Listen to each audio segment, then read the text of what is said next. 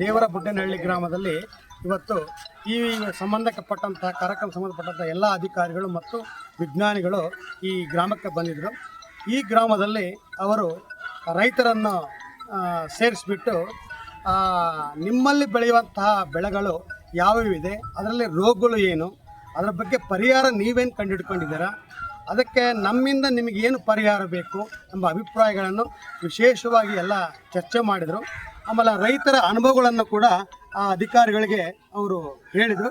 ರೈತರು ಕೂಡ ತಾವು ಬೆಳೆಯುವಂತಹ ಒಂದು ಬೆಳೆಗಳ ಬಗ್ಗೆ ಅನೇಕವಾದಂಥ ವಿವರವಾದಂಥ ಮಾಹಿತಿಯನ್ನು ಅವರಿಗೆ ಕೊಟ್ಟರು.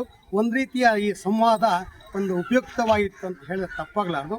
ಅದರಲ್ಲಿ ಹೆಚ್ಚಾಗಿ ಈ ಗ್ರಾಮದಲ್ಲಿ ಕಂಡು ಬಂದಿದ್ದೇನಂತಂದರೆ ಈ ಮೆಕ್ಕೆಜೋಳದ ಬಗ್ಗೆ ಕೀಟ ಬಾಧೆಗಳ ಬಗ್ಗೆ ಬಹಳ ಕೀಟಗಳ ಬಾಧೆ ಕೊಡ್ತೀವಿ ಎಂಬ ಅಭಿಪ್ರಾಯ ಹೇಳಿದರು. ಅದಕ್ಕೆ ತಕ್ಕಂತಹ ಉತ್ತರವನ್ನು ಕೂಡ ವಿಜ್ಞಾನಿಗಳು ಮತ್ತು ಅಧಿಕಾರಿಗಳು ಅವರಿಗೆ ಕೊಟ್ಟರು. ಸ್ವಲ್ಪ ಎಲ್ಲ ರೀತಿಯಿಂದ ಹೊಂದಾಣಿಕೆಯಿಂದ ಎಲ್ಲ ಒಂದೇ ಕೃಷಿಯನ್ನು ಮಾಡಬೇಡ್ರಿ. ಅಧಿಕಾರಿಗಳು ಈ ಸಂದರ್ಭದಲ್ಲಿ ಹೇಳಿದ್ರು, ಅವರು ಮೆಕ್ಕೆಜೋಳ ಒಂದೇ ಕೃಷಿಯನ್ನು ಮಾಡಬೇಡ್ರಿ, ಪ್ರತಿ ವರ್ಷ ಕೃಷಿಗಳನ್ನು ಏನು ಮಾಡಿರಿ, ಬೇರೆ ಬೇರೆಯನ್ನು ನೀವು ಬದಲಾವಣೆ ಮಾಡ್ಕೊಂತ ಹೋದರೆ ಆ ಭೂಮಿ ಏನಾಗುತ್ತೆ, ಫಲವತ್ತತೆ ಆಗುತ್ತದೆ.